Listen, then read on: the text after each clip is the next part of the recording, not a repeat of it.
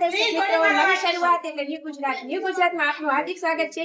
ભક્તિ અને ભાવના જે સંધ્યા છે તેમાં આપણે આવ્યા છીએ તો જે આજે કહેવાય છે કે ઘણા વર્ષો પછી અને ઘણા સમયથી જેની આતુરતાથી આપણે રાહ જોતા હતા એવા આજે આપણે ચંદારાણા ફેમિલી કહેવાય છે કે જે શિવ ભક્ત તરીકે પ્રખ્યાત છે અને એનું નામ પણ એવું છે કે શંભુ એટલે એક ચંદારાણા ફેમિલી કહેવાય છે। તો ચાલો આપણે ત્યાં જે તરુલતાબેન છે તેને મળશું અને આજે સાક્ષાત શંભુ છે જે ઠાકોરજી છે તેના વિશે જાણશું। તો ઈ લાલો આજે આવ્યો છે, આજે અમારી ચારે બહેનોના લાલા ભેગા છે। તમારું નામ શું? તરુબેન ચંદારાણા। તરુબેન ચંદારાણા। અને તમે કેટલા વર્ષથી કરો છો? 4 વર્ષથી। અને આ તમારા ફેમિલી માટે હોય છે કે પરિવાર ને બધા આજુબાજુ વાળા આવે છે? અમારા દર 11 અમે લોકો કરીએ છીએ સત્સંગ।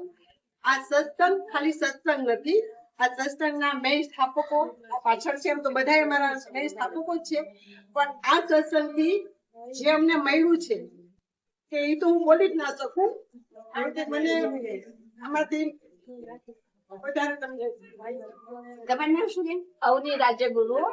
હવે ભગવાને લાલા હું મારો જન્મ હવેલીમાં થયો છે અને એક ભગવાને મને પ્રેરણા આપી કે એક સત્સંગ ગ્રુપ કરો અને આજે 4થું વર્ષ બેઠું છે અને આજે 11 ના કામિની 11 છે। એમાં કામિની 11 નો શું છે આજનું મહત્વ? તો આજનું મહત્વ એમ છે કે આમાં કોઈની ઈર્ષા નહીં કરવાની, સપોર્ટેડ થવાનું અને ભગવાનનું નામ લેવાનું। કામિની 11 નું મહત્વ છે આ।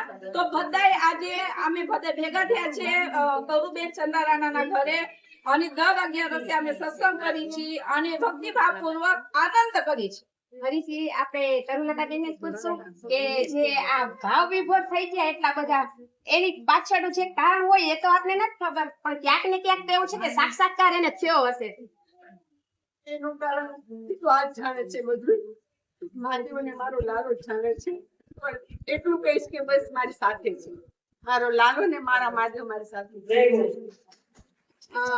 ખૂબ સરસ વાત કરી તરુલતાબેને કે જ્યાં ભગવાનને ગોતવા નીકળીએ છીએ તો ભગવાન આપણે પહેલા ગોતતો હોય છે, એટલે ક્યારેય ભગવાનને ગોતવાની જરૂર નથી, ભગવાનની નજરમાં બધું હોય જ છે। એટલે આજેથી આપણે એક શિક્ષા એવી મળી છે કે ક્યાંક ને ક્યાંક ભગવાન છે આપણે પ્રેરિત તો કરે જ છે પણ એની સાથે સાથે કઈક દઈને જાય છે। એટલે આપણે એવું આજે આનામાંથી લેશું કે ભાઈ ક્યારેય ભગવાન કળિયુગ હોય કે સતયુગ હોય છે, ભગવાન તો ભગવાન છે ને સતયુગમાં પણ ભગવાન હતો અને કળિયુગમાં પણ ભગવાન છે।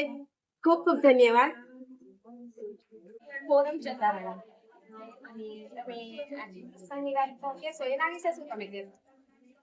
હું સ્ટાર્ટ કરી છે 9 आओ मेरी सखिया मुझे मेहंदी लगा दो, आओ मेरी सखिया मुझे मेहंदी लगा दो, मुझे कृष्ण मंडल की गोपी बना दो, मुझे कृष्ण मंडल की गोपी बना दो। અમારે કૃષ્ણ મંડળ છે અને કૃષ્ણ મંડળની આ બધી ગોપીઓ છે।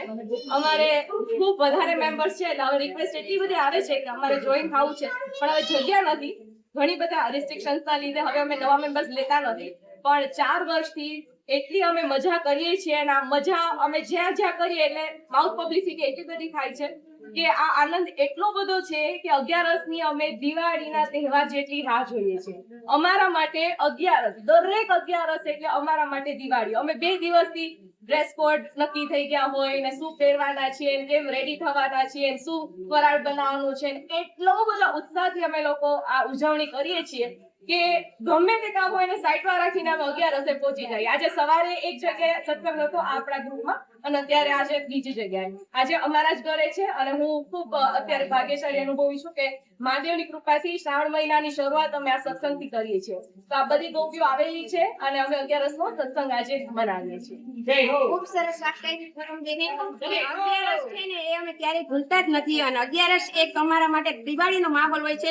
એટલે એવું કહેવામાં આવે છે કે 11 ની સનાતન ધર્મનો દરેક 11 ની પણ દરેક તહેવાર હોય, કોઈ ફંક્શન નાનું મોટું હોય તો સ્પેશિયલી જ હોય છે। સનાતન ધર્મ માટે આ ગૌરવની વાત છે। ફોરમ બેન માટે બધા તાળીઓ પાડો.